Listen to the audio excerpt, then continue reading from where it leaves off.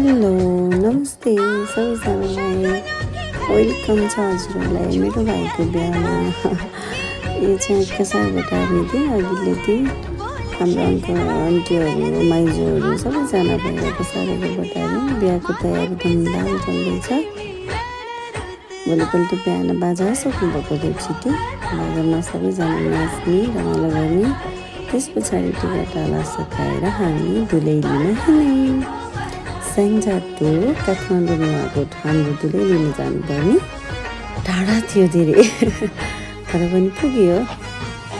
धुली लिएर हामीहरू फर्क्यौँ।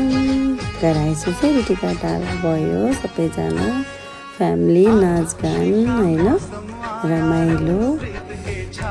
बुहारीलाई घर भित्रायो अनि बाजामा फेरि पार्टीको दिन मम्मी ह्याप्पी हुनुहुन्छ। थ्याङ्क यू सबैजनालाई।